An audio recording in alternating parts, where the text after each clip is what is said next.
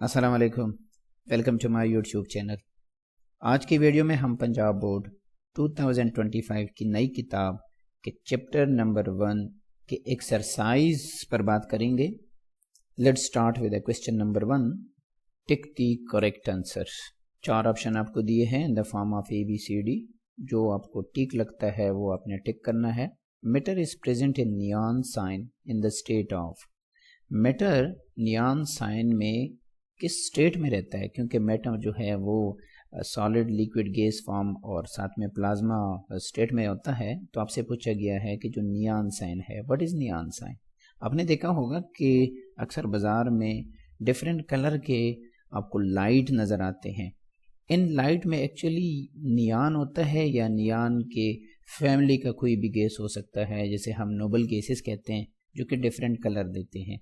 तो इसमें जो मैटर है वो इन द स्टेट ऑफ प्लाज्मा होता है, और इसी प्लाज्मा के ऊपर जब इलेक्ट्रिसिटी पास होती है तो ये चूंकि आयोनाइज्ड गैस होता है, ये लाइट प्रोड्यूस करता है। डिफरेंट कलर के लाइट जो है वो प्रोड्यूस होते हैं, डिपेंड करता है कि कौन सा गैस इसमें इस्तेमाल हुआ है। तो इसका जवाब आता है option B, that is plasma. Question number 2, hazardous effect of shopping bags are studied इन।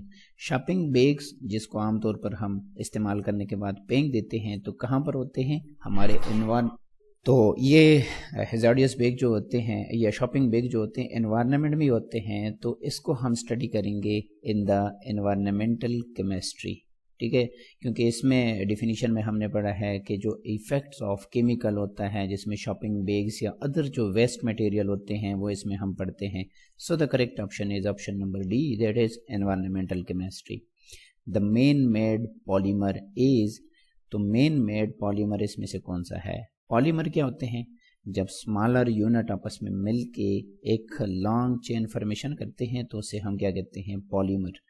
तो जो स्टार्च है ये नेचुरली मौजूद होता है प्लांट्स में, और प्रोटीन जो है नेचुरली ऑर्गेनिज्म में मौजूद होता है। इसी तरह सेल्यूलोज जो है ये भी नेचुरली होते हैं, ठीक है। तो पॉलीस्टाइरीन जो है ये मेन मेड होते हैं, ठीक है। तो इसका option number B is the correct answer.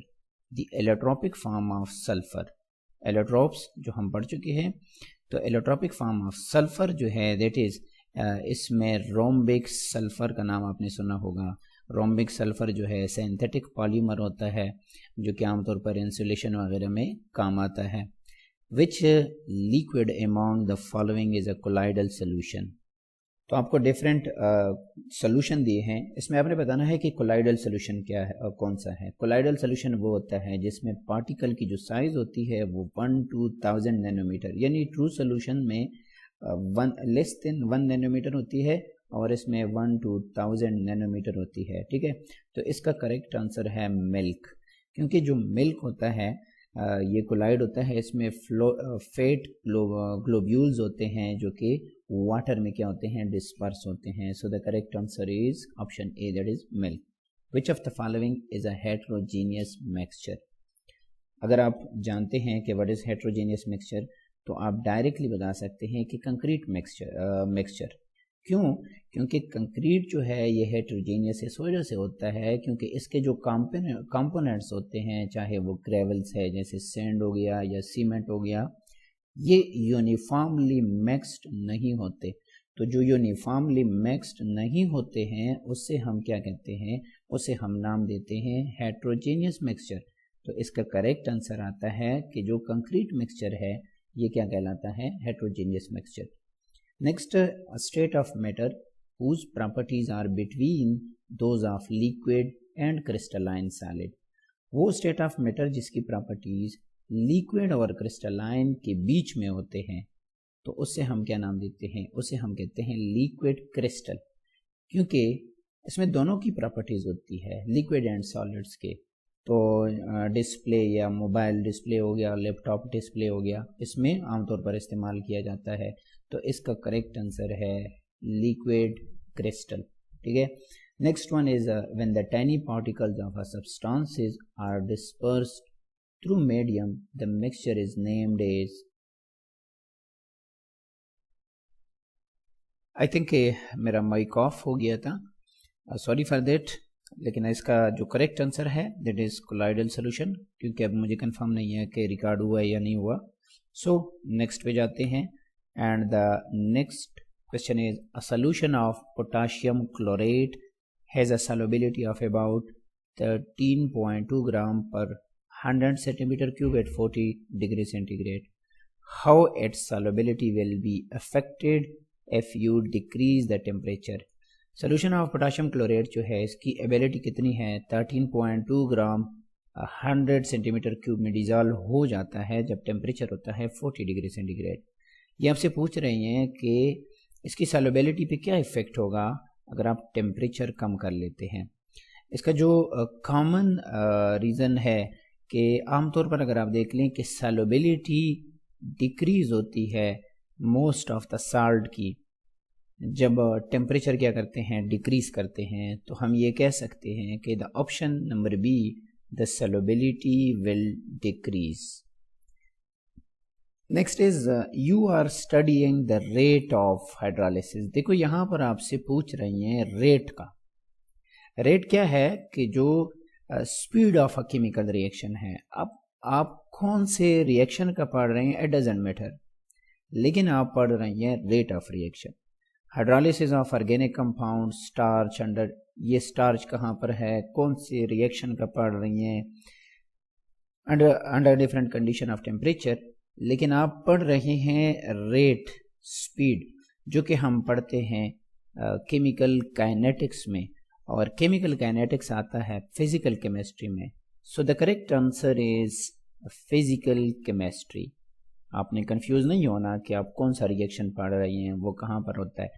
आपने देखो यहाँ पर साफ लिखा हुआ है you are studying rate of, तो जब आपकी फोकस है rate then the correct answer is physical chemistry. Okay, because physical chemistry deal with the reaction rates and mechanism including hydrolysis. Okay, so the correct answer is physical chemistry. Question number 2, question for short answers. Okay, आमतौर पर जो short question आते हैं जिसके आप answer लिखते हैं इसके 4 पार्ट्स होने चाहिए, क्योंकि जब हम चेक करते हैं पेपर्स, आपके जो बोर्ड पेपर्स होते हैं, तो उसकी बाइफर्केशन या आप कह सकते हैं कि रूब्रिक्स ऐसे बने होते हैं कि 4 मार्क्स का क्वेश्चन दिया होता है तो 4 पॉइंट्स इसमें आते हैं। इस वजह से मोस्ट ऑफ द क्वेश्चन मैंने इसी तरतीब से लिखे हैं। आपसे पूछा गया है why is there a need to divide chemistry into many branches.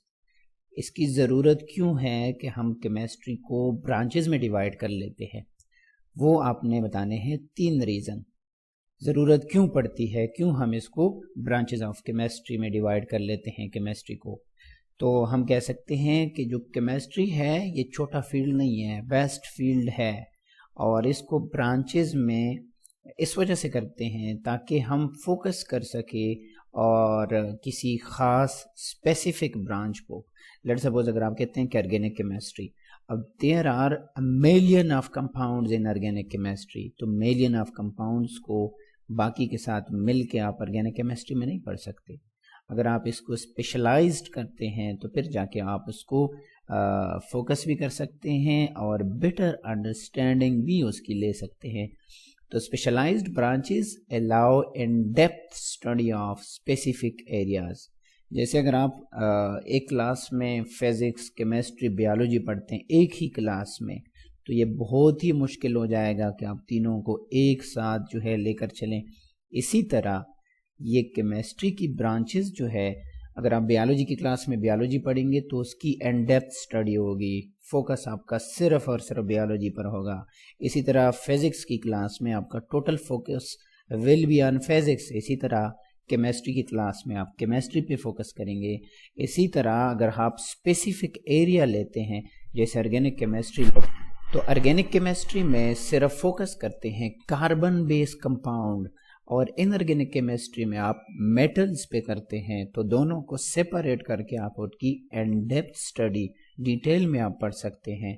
इसके अलावा अगर आप केमिस्ट्री को क्लासिफाई करते हैं, जैसे आप एनवायरमेंटल केमिस्ट्री है, अब एनवायरमेंटल केमिस्ट्री में आप सिर्फ एनवायरमेंटल पोल्यूशन पढ़ते हैं, तो आप रियल वर्ल्ड जो प्रॉब्लम्स होते हैं जो एनवायरनमेंट में आते हैं ये आप क्या कर सकते हैं, ये with the help of environmental chemistry, अगर आप सिर्फ और सिर्फ फोकस करें एनवायरमेंटल केमिस्ट्री पे। इसी तरह जो इंडस्ट्रियल केमिस्ट्री है, ये इंडस्ट्रियल प्रोसेस को क्या करेगा, इंडस्ट्रियल प्रोसेस को डेवलप करेगा। लेकिन अगर आप एक इंडस्ट्रियलिस्ट को लेके आते हैं किसी और ब्रांच पे, तो उसका जो फोकस है वो इन डेप्थ जो स्टडी है वो इफेक्ट हो सकती है। लिहाजा ये ज़रूरी है कि केमिस्ट्री को ब्रांचेस में डिवाइड किया जा सके। ठीक है, division ensure practical application and diverse field like medicine. अब मैं आपको एक बेस्ट एग्जांपल देता हूँ कि कुछ साल पहले जब कोरोना की बीमारी आई थी, अब कोरोना के लिए जो स्पेशलाइजेशन है, अब वो स्पेशलाइज्ड साइंटिस्ट जो मेडिसिन से रिलेटेड है वो इसका इलाज कर सकते हैं। इसी तरह अगर एग्रीकल्चर में कोई प्रॉब्लम आ रही है तो एग्रीकल्चर के लिए उसका स्पेसिफाइड पर्सन होना चाहिए। और इसी तरह मटेरियल साइंसेज में, तो इसमें चूंकि सब में केमिस्ट्री का रोल ही होता है, तो इसको अगर क्लासिफाई इनटू ब्रांचेस कर लेते हैं तो हम कह सकते हैं कि आसान भी हो जाता है, एंड डेप्थ स्टडी भी हो जाती है, रियल वर्ल्ड प्रॉब्लम जो है वो हम हल कर सकते हैं इस वजह से।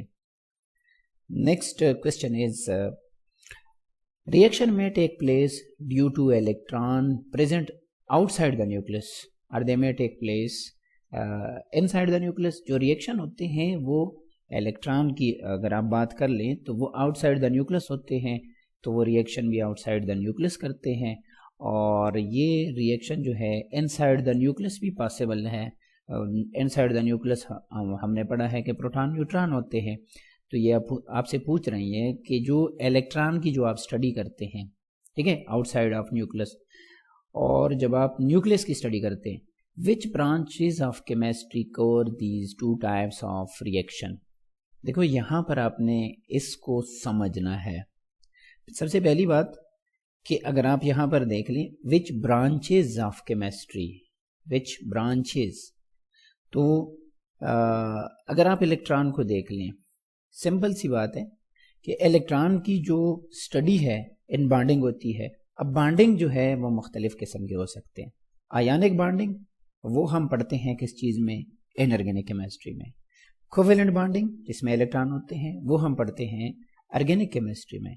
और जो रेट है या इसके अलावा जो आप इलेक्ट्रॉन की किसी भी रिएक्शन की स्टडी करते हैं वो हम पढ़ते हैं फिजिकल केमिस्ट्री में।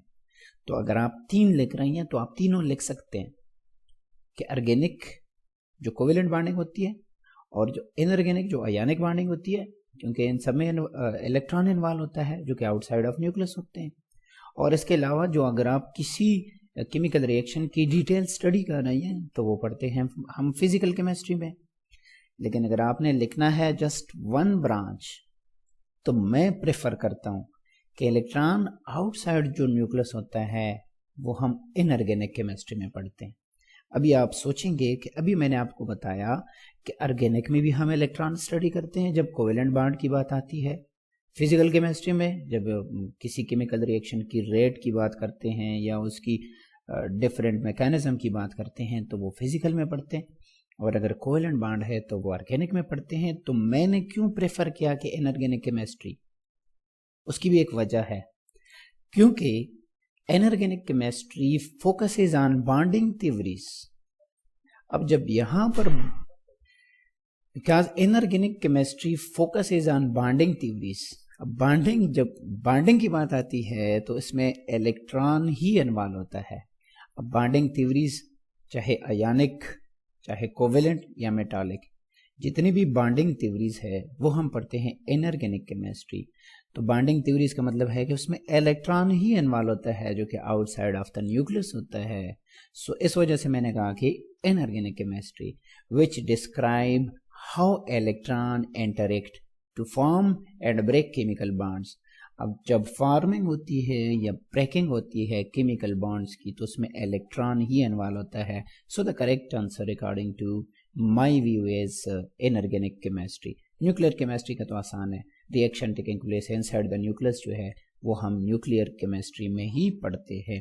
सो इस पॉइंट को समझ लें, आप तीनों भी लिख सकते हैं, और अगर आप एक लिख रहे हैं तो फिर आपने लिखना होगा इनऑर्गेनिक केमिस्ट्री विद रीजन, क्योंकि चूंकि जो थ्योरीज है वो हम इनऑर्गेनिक केमिस्ट्री में पढ़ते हैं। अगर आप ये रीजन देते हैं then your answer is correct. Next question is what type of problems are solved in analytical chemistry. Analytical chemistry में कौन से प्रॉब्लम जो है वो हम सॉल्व करते हैं। तो analytical chemistry focuses on the, देखो एनालिटिकल केमिस्ट्री में हम दो किस्म की स्टडी करते हैं, क्वालिटेटिव क्वांटिटेटिव। एक में हम क्वालिटी मालूम करते हैं, दूसरे में हम क्वांटिटी।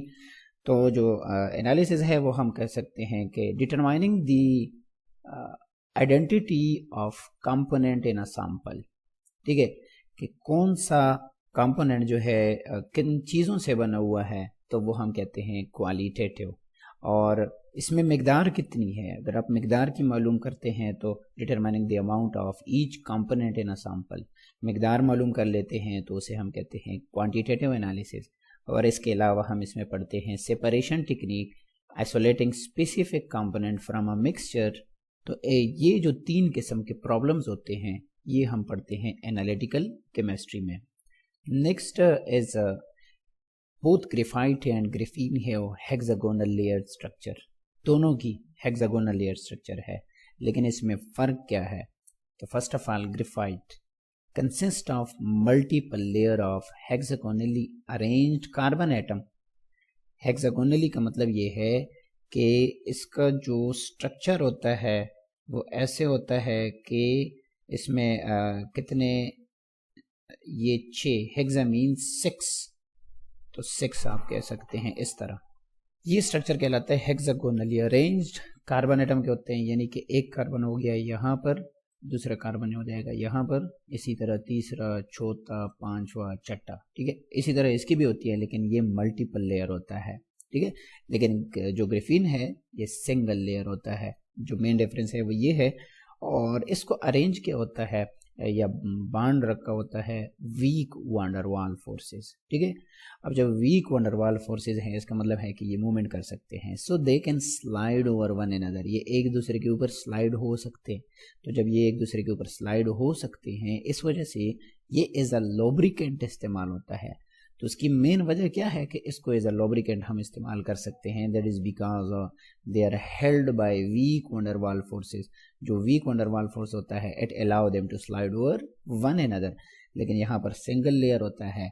और दूसरी बात ये है कि इसका लाइट वेट होता है, स्ट्रॉन्ग भी होता है, और इसमें फ्लेक्सिबिलिटी भी पाई जाती है, एंड हाईली कंडक्टिव होता है, ideal for electronics and nanotechnology. Conductive means के ये इलेक्ट्रॉन जो है वो अलाउ करते हैं to movement. So these are the main differences between graphite and graphene. Next question is why are supercritical fluids important. जो supercritical fluid होता है ये इम्पॉर्टेंट क्यों है, आपसे पूछा गया है व्हाई। सो हम जवाब दे सकते हैं कि चूंकि इसकी यूनिक प्रॉपर्टीज होती है, existing at condition above their critical temperature, ठीक है। सुपर क्रिटिकल का मतलब ये है कि ये about the critical temperature and pressure पर होता है। क्रिटिकल टेम्परेचर और प्रेशर ये है कि जैसे कार्बन डाइऑक्साइड अगर आप देख लें इसका क्रिटिकल टेम्परेचर है 31 डिग्री सेंटीग्रेड।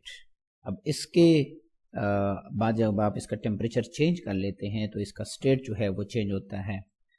तो इसका सबसे पहला जो वजह है, पहली वजह ये है कि एफिशिएंट सॉल्वेंट, जो सुपर क्रिटिकल फ्लूइड होता है ये एक एफिशिएंट सॉल्वेंट होता है, used in industry for dissolving substances.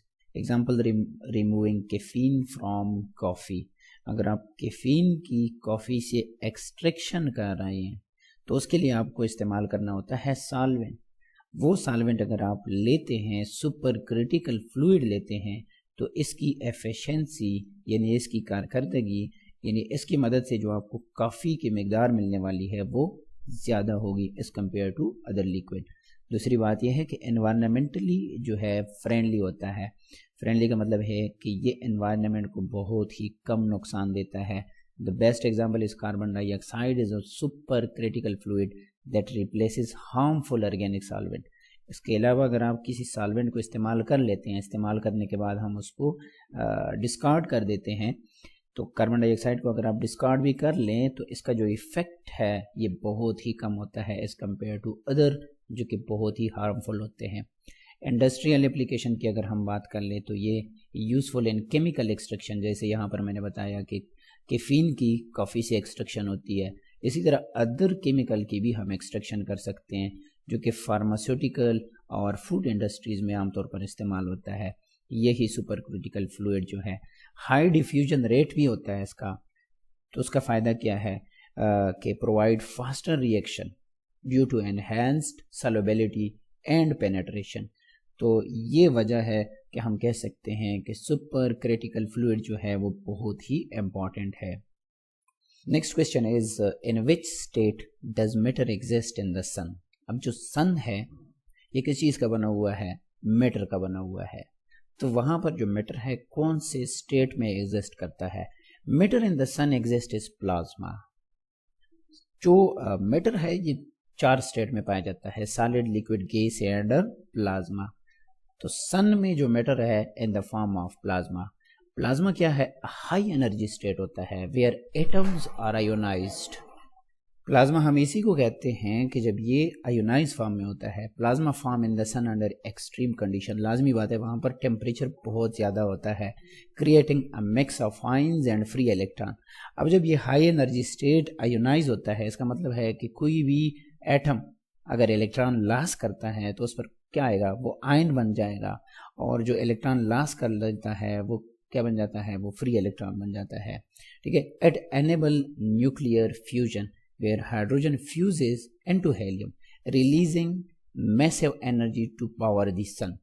अब देखिए यहाँ पर एक पॉइंट जो है समझने वाला है, वो अगर आप समझ लेते हैं तो आपका कंसेप्ट क्लियर हो जाता है कि वहाँ पर एक रिएक्शन होता है जिसे हम कहते हैं न्यूक्लियर फ्यूजन। अब न्यूक्लियर फ्यूजन का मतलब है, फ्यूजन कहते हैं कम्बिनेशन को। तो न्यूक्लियस की जब आपस में क्या होती है, फ्यूजन होती है, कम्बिनेशन होती है, तो यहाँ पर एनर्जी रिलीज होती है। सवाल ये पैदा होता है कि एनर्जी फिर कैसे प्रोड्यूस होती है। तो यहाँ पर इसको अगर आप समझ लेते हैं, हाइड्रोजन फ्यूजेज इनटू हेलियम। अब हेलियम का मास नंबर अगर आप देख लें दैट इज 2 और 2 हाइड्रोजन का है 1 तो एनर्जी कैसे रिलीज होती है, एनर्जी ऐसे रिलीज होती है कि हम जानते हैं कि there are 3 isotopes of hydrogen, protium, deuterium and tritium. अब कौन सा हाइड्रोजन कंबाइंड होके हेलियम बनाता है। अगर ट्रिटियम लेट सपोज या ड्यूट्रियम मिलता है विद प्रोटियम, तो जो इंक्रीज आई है वो हेलियम में तो नहीं आ सकती, इन द फॉर्म ऑफ हेलियम तो नहीं आ सकती। ठीक है।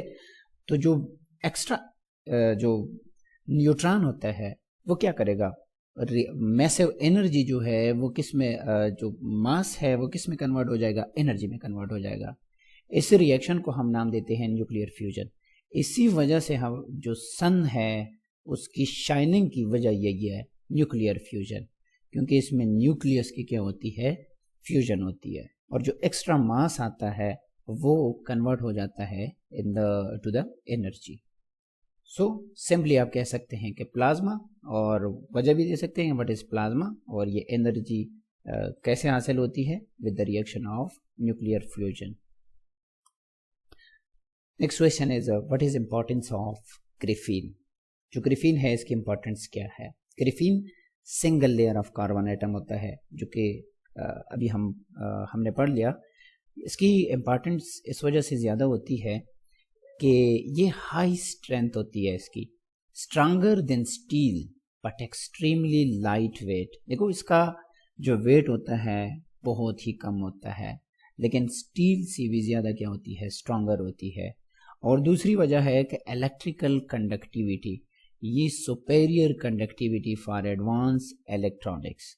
एडवांस इलेक्ट्रॉनिक्स मीन्स के जितनी भी आप स्क्रीन्स देख रही हैं, एलईडी वगैरह, ये जो डिस्प्ले आप देख रही हैं। और तीसरी जो है that is versatility, it's flexibility और ट्रांसपेरेंसी एंड केमिकल स्टेबिलिटी की वजह से ये क्या होते हैं, ideal for nano technology and medicine. और अगर हम इसकी एप्लीकेशन की बात कर लें तो batteries, solar cell, sensor, flexible जो डिस्प्ले होते हैं, इन सब में क्या इस्तेमाल होता है, ग्रिफीन इस्तेमाल होता है। Next question is which form of matter do most of the material things in this world belongs to. अगर आप अपने सराउंडिंग में देख लेते हैं तो आपको मैटर ही मैटर नज़र आता है।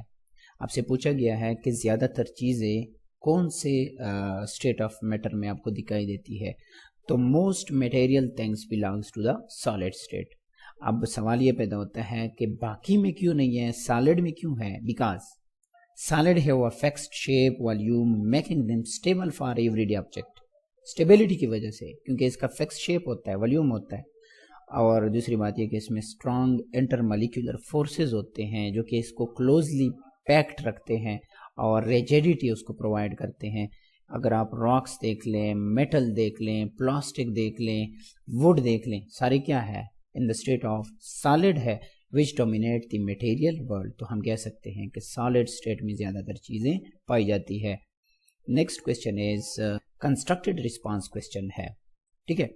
How does a super critical state look like? जो सुपर क्रिटिकल स्टेट होता है, हाउ इट लुक लाइक? तो super critical state is not distinctly a liquid और अ गैस। न कंप्लीटली लिक्विड होता है, न कंप्लीटली क्या होता है? गैस होता है। लेकिन इसमें मज़े वाली बात यह है कि it combines properties of both.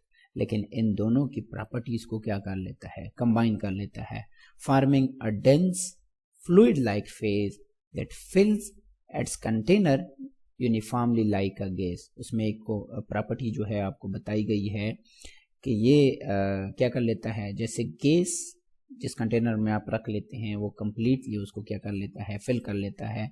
और इसकी सॉल्वेटिंग प्रॉपर्टीज जो कि लिक्विड की प्रॉपर्टीज होती है, तो इन दोनों को कंबाइन कर के इसको हम क्या कहते हैं? सुपर क्रिटिकल स्टेट कहते हैं, ठीक है। ना कंप्लीटली लिक्विड, ना कंप्लीटली गैस, लेकिन दोनों की प्रॉपर्टीज जो है इसमें मौजूद होती है। Next question is in what way is plasma created in a fluorescent tube? जो फ्लोरेसेंट ट्यूब होता है इसमें प्लाज्मा कैसे क्रिएट करते हैं? फ्लोरेसेंट ट्यूब में प्लाज्मा ऐसे क्रिएट करते हैं कि जब आप इसके ऊपर से इलेक्ट्रिक करंट पास करते हैं with a low pressure gas, जो कि नेक्स्ट चैप्टर में पढ़ेंगे कि लो प्रेशर क्यों लाजमी है। This excites the gas atoms. तो गैस एटम को क्या कर लेता है? एक्साइट करता है। एक्साइट मीन्स कि ये इसमें मौजूद जो इलेक्ट्रॉन होते हैं वो एनर्जी गेन कर लेते हैं। अब जब ये गेन कर लेते हैं तो ये एटम को छोड़ के चले जाते हैं, creating a mixture of ions and free electron, जिसको आप कह सकते हैं कि प्लाज्मा। तो प्लाज्मा क्या होता है कि मिक्सचर ऑफ आयंस होता है और फ्री इलेक्ट्रॉन उसमें मौजूद होते हैं। मिक्सचर ऑफ आयंस कि जब आप इसके ऊपर इलेक्ट्रिसिटी पास करते हैं, इलेक्ट्रिक करंट पास करते हैं, तो जो लेट सपोज आपके पास एक एटम है, इसमें क्या है? इसमें इलेक्ट्रॉन है। अगर आप इसको क्या करते हैं? ये इलेक्ट्रिसिटी पास करने पे ये इसका इलेक्ट्रॉन जो है टेक अवे चला जाता है और यहाँ पर क्या आ जाएगा? अब जब ये इलेक्ट्रॉन लॉस करता है तो आप जानते हैं कि इस पर कौन सा चार्ज आ जाएगा?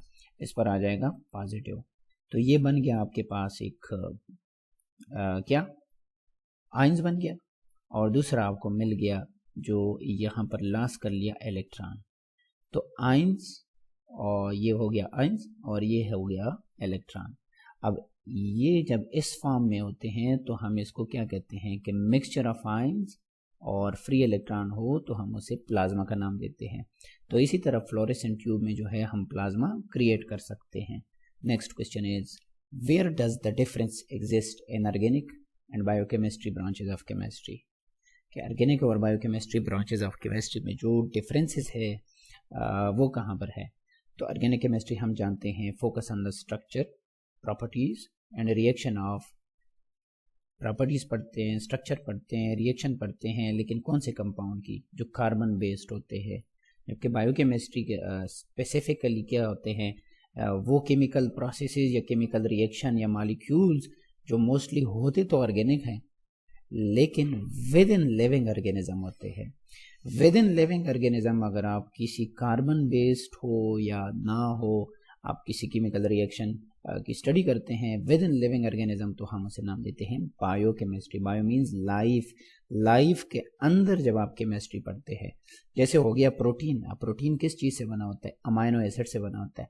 अमाइनो एसिड में क्या है? कार्बन है, हाइड्रोजन है और नाइट्रोजन है, ऑक्सीजन है, ठीक है। इसी तरह कार्बोहाइड्रेट अगर आप लेते हैं C6H12O6, इसी तरह अगर आप न्यूक्लिक एसिड लेते हैं, नाइट्रोजनस बेस आपके जो DNA और RNA बनाते हैं, ये सारे क्या है, कार्बन बेस्ड है, लेकिन विद इन लिविंग ऑर्गेनिज्म है। तो विद इन लिविंग ऑर्गेनिज्म को हम क्या कहते हैं, बायोकेमिस्ट्री। तो इसमें जो मेन डिफरेंसेस है वो यही है कि एक outside of the living organism और दूसरा जो है विद इन लिविंग ऑर्गेनिज्म होता है। Next question is give the reason for the brilliance shone by diamond.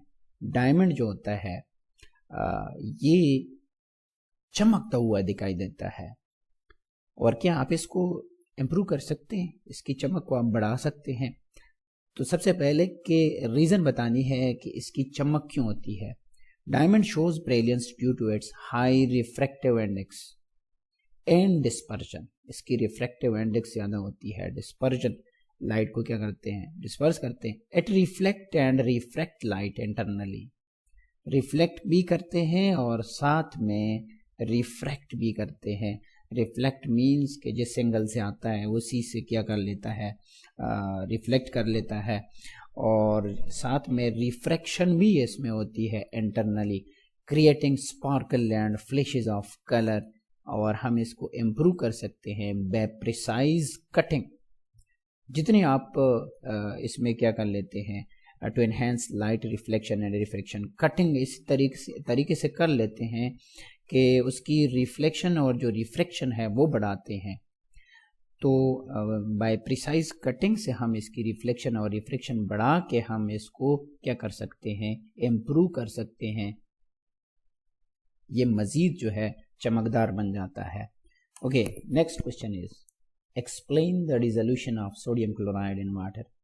आप सोडियम क्लोराइड जिसे आमतौर पर टेबल साल्ट कहते हैं, वाटर में डालते हैं, ये डिसॉल्व हो जाता है, ये आपने एक्सप्लेन करना है। देखो, जब आप डिसॉल्व करते हैं किसी चीज़ में, वाटर में, अब आपको मालूम होगा कि लाइक डिसॉल्व लाइक कि पोलर जो है वो पोलर में डिसॉल्व होते हैं, नॉन पोलर जो है वो नॉन पोलर में डिसॉल्व होते हैं। तो जो वाटर है पोलर है और सोडियम क्लोराइड जो है वो पोलर है। द पोलर वाटर मॉलिक्यूल्स, क्या लिखा है कि जो पोलर वाटर मॉलिक्यूल का मतलब ये है कि जो वाटर के मॉलिक्यूल्स होते हैं इसमें एक ऑक्सीजन और दो जो होते हैं इसमें हाइड्रोजन होते हैं, और दो हाइड्रोजन, इस तरह से इसकी अरेंजमेंट होती है। अब इस पर पार्शली नेगेटिव चार्ज होता है, इस पर पार्शली क्या होता है, दोनों हाइड्रोजन पर पार्शली पॉजिटिव चार्ज होता है, ठीक है। ये सोडियम क्लोराइड को ऐसे सराउंड करते हैं, कि जो पॉजिटिव हाइड्रोजन एंड है, ये वाला जो पॉजिटिव हाइड्रोजन एंड है ऑफ वाटर, ये जो Cl नेगेटिव वाटर में डिसॉल्व करते हैं तो Na पॉजिटिव बन जाएगा, ठीक है। और जो Cl क्या होगा, Cl जो है वो नेगेटिव होगा।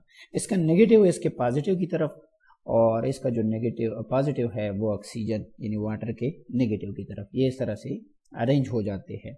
उसका फ़ायदा क्या है, the positive hydrogen end of water attract Cl negative या chloride ion, while the negative oxygen, ये partially negative होता है oxygen, and attract sodium positive, pulling the ions apart। अब अगर ये इस तरह से कर लेते हैं कि ये इसका क्लोराइड आयन हाइड्रोजन खींचता है और इसका जो सोडियम पॉजिटिव आयन है वो ऑक्सीजन खींच लेता है। अब वाटर की मिकदार तो ज़्यादा होती है, तो ये ऐसे सराउंड कर लेते हैं। This interaction lead to dissociation and uniform distribution of ion in the solution. जितनी वाटर के मॉलिक्यूल होते हैं वो ऐसे सोडियम क्लोराइड को, तकरीबन एक सोडियम क्लोराइड जो है वो सराउंड कर लेता है 6 वाटर के मॉलिक्यूल, इस तरह से होता है। तो इसकी जब सराउंडिंग हो जाती है तो ये आसानी से क्या हो जाते हैं, डिज़ोल्व हो जाते हैं वाटर में। इस वजह से कहते हैं लाइक डिज़ोल्व लाइक, कि अगर वाटर में पोलैरिटी ना होती तो ये ऐसे अट्रैक्ट ना कर पाता, और अगर इसमें पोलैरिटी ना होती तो फिर ये ऐसे अट्रैक्ट नहीं कर पाता। Okay, next question is why do different compound have different solubilities in water at a particular temperature? Different compound है, सेम वाटर में लेते हैं, लेकिन उनकी solubility जो है वो डिफरेंट है। क्यों, आपसे पूछा गया है why। तो पार्टिकुलर टेम्परेचर यानी आप टेम्परेचर बढ़ाते हैं तो सॉल्युबिलिटी इंक्रीज होती है, लेकिन टेम्परेचर जो है वो पार्टिकुलर दिया है कि 40 डिग्री सेंटीग्रेड पे आपने एक ही वाटर में डिफरेंट कंपाउंड लेते हैं, डिफरेंट सॉल्युबिलिटी आती है। क्यों? The solubility of a compound in water depend on the strength of interaction, के इंटरेक्शन कितनी है, स्ट्रॉन्गर है, वीकर है। वो कैसे बता देता हूँ। Between the solute and water molecules, अभी हमने पढ़ा ये सोडियम क्लोराइड जो आप पानी में डालते हैं, दिस इज कॉल्ड सॉल्यूट, और ये ज्यादा मिकदार में होता है, this one is called solvent. अब अगर इनकी इंटरेक्शन ज्यादा होगी, इंटरेक्शन मींस के ज्यादा वाटर के मॉलिक्यूल के ऑक्सीजन जो है सोडियम पॉजिटिव को सराउंड करेंगे, तो लाजमी बात है डिसोल्यूशन ज्यादा हो जाएगी। लेकिन अगर नहीं करते हैं तो फिर डिसोल्यूशन जो है वो कम हो जाएगी। तो जितनी स्ट्रांगर इंटरेक्शन होगी, जितनी स्ट्रांगर इंटरेक्शन होगी किसकी, सॉल्यूट और सॉल्वेंट की, जैसे सोडियम क्लोराइड और वाटर की, एक आयनिक है, हाइड्रोजन बॉन्डिंग है, डिसॉल्व बेटर। अब देखिए, एक तो ये है कि एक इसमें पॉजिटिव और नेगेटिव, दूसरी बात ये कि आयनिक की तो समझ आ रही है। एक होता है हाइड्रोजन बॉन्ड। हाइड्रोजन बॉन्ड का मतलब ये है कि मोस्ट इलेक्ट्रोनेगेटिव एलिमेंट, जो कि हो गया फ्लोरीन और ऑक्सीजन और इसके अलावा हो गया नाइट्रोजन, ये पार्शली पॉजिटिव एलिमेंट को क्या करते हैं, अपनी तरफ अट्रैक्ट करते हैं। तो इसको हम क्या नाम देते हैं, वो हाइड्रोजन भी हो सकता है या बाकी एलिमेंट भी हो सकते हैं, आमतौर पर हाइड्रोजन ही होता है। तो जितनी इंटरेक्शन आप बढ़ा रही हैं, एक तो ये है कि जो पॉजिटिव और नेगेटिव यानी जो आयनिक इंटरेक्शन है वो तो है, लेकिन इसके अलावा जिस भी कंपाउंड में हाइड्रोजन इंटरेक्शन आ जाएगी, ज़्यादा इंटरेक्शन होगा, तो वो बेटर क्या होगा, डिसॉल्व होगा। The nature of the compound, nature का मतलब यही है कि वो आयनिक है या कोवेलेंट है। आयनिक है तो पोलर होगा, और कोवेलेंट है तो आमतौर पर ये क्या होते हैं, नॉन पोलर होते हैं। और नॉन पोलर वाटर में जो है वो डिसॉल्व नहीं हो सकते। इसके अलावा ये लैटिस एनर्जी पे डिपेंड करता है, हाइड्रेशन एनर्जी पे डिपेंड करता है, और टेम्परेचर पे भी डिपेंड करता है। टेम्परेचर बढ़ाते हैं तो क्या होता है, सॉल्युबिलिटी जो है वो इंक्रीज होती है। तो इन सारी चीज़ों में से जो मोस्ट इम्पॉर्टेंट है दैट इज इंटरेक्शन। पोलर जो है, पोलर वाटर में ज़्यादा डिसॉल्व होता है, नॉन पोलर जो है वो वाटर में कम डिसॉल्व होता है। तो हम सिंपली ये भी कह सकते हैं different compound have different solubility in water, क्योंकि यहाँ पर पूछा है वाई, तो वाई का जवाब हम इस तरह से देते हैं, because solubility of compound in water depend on the strength of interaction between the solute and water, कि उसमें जो इंटरेक्शन है वो कितनी है, स्ट्रांगर है, नहीं है, as well as factor, other factor है, जैसे लैटिस एनर्जी हो गया, हाइड्रेशन एनर्जी हो गया, टेम्परेचर हो गया, वो माइनर फैक्टर आते हैं। Most important one is strength of interaction between solute and water. Why can sodium chloride be crystallized from water just like potassium nitrate? जैसे हम पोटाशियम नाइट्रेट को क्या करते हैं, क्रिस्टलाइज करते हैं, क्या हम ऐसे ही हम सोडियम क्लोराइड को भी वाटर से क्या करते हैं, क्रिस्टलाइज करते हैं। क्यों, सॉरी कैसे, वाई, क्यों? उसकी वजह यह है कि बोथ, चाहे वो सोडियम क्लोराइड है या पोटाशियम नाइट्रेट है, dissolve in water and their crystallization occurs when water evaporate, जब वाटर क्या होगा, evaporate हो जाएगा, और the solution is cooled, या फिर आप उसको क्या कर लेते हैं, cool कर लेते हैं, causing the solute to form solid crystal। तो उसमें मौजूद जो सॉल्यूट होते हैं वो क्रिस्टलाइज होते हैं। अब sodium chloride can be crystallize from water similar to KNO3 because when the solution cools or water evaporate, जब वाटर इवापोरेट हो जाते हैं तो ऑटोमेटिकली सॉल्यूट की जो कंसेंट्रेशन है वो ज़्यादा हो जाती है, द सॉल्युबिलिटी डिक्रीजेस। अब जब सॉल्युबिलिटी डिक्रीज हो जाती है तो एक्स्ट्रा अमाउंट में जो सॉल्यूट होगा वो क्या हो जाएगा, क्रिस्टलाइज हो जाएगा। Is the solvent hold less solute, the access sodium chloride comes out of the solution and form solid crystal. जैसे मैंने बताया पहले कि एक सोडियम क्लोराइड को सराउंड कर लेता है 6 वाटर मॉलिक्यूल। अब वाटर मॉलिक्यूल की मिकदार लेट्स सपोज कम हो गई, तो जब कम हो गई तो जो एक्स्ट्रा सोडियम क्लोराइड होगा वो क्या होगा, वो क्रिस्टलाइज हो जाएगा। Sodium chloride can crystallize from water like KNO3 because solubility decrease with cooling or evaporation। evaporation से चूंकि इसमें सोडियम क्लोराइड की मिकदार ज़्यादा होती है और कूलिंग से जो है ये उसकी तरफ आते हैं, क्रिस्टलाइजेशन की तरफ आते हैं। the excess solute form crystal when the solution become super saturated। तो एक्स्ट्रा अमाउंट के जो सोडियम क्लोराइड होते हैं वो क्या हो जाते हैं, क्रिस्टलाइज हो जाते हैं। Next question is why is graphite slippery to touch? Which property of graphite enables it to be used as a lubricant? ये जब ग्रेफाइट आप क्या कर लेते हैं, टच करते हैं, तो ये स्लिपरी फील होता है। और कौन सी प्रॉपर्टी की वजह से ये एज अ लुब्रिकेंट इस्तेमाल होता है? Graphite layers are held by weak van der Waals forces. पहले भी हम क्वेश्चन में मैंने बताया था कि इसके दरमियान जो इंटरेक्शन होती है that is weak van der Waals forces, और इसी वीक वंडर वाल फोर्सेस की वजह से allowing them to slide over each other, ये एक दूसरे के ऊपर क्या हो सकते हैं, स्लाइड हो सकते हैं। और ये स्लेपरी भी इसी वजह से होते हैं, और इसी करेक्टर की वजह से ही ये एज अ लुब्रिकेंट इस्तेमाल होते हैं। Okay, so this was all about the MCQs and constructive question, and the next video we will study descriptive question। अगर आपको ऐसी मज़ीद वीडियो हमारे चैनल से चाहिए तो आप कमेंट्स में बता सकते हैं। इसके अलावा अगर आपको अदर सब्जेक्ट के चाहिए तो हमारे एक्सपर्ट जो है वो आपके साथ अपनी वीडियो शेयर करेंगे। कमेंट सेक्शन में ज़रूर बता दीजिएगा। अल्लाह हाफ़िज़, अपना ख्याल रखिएगा।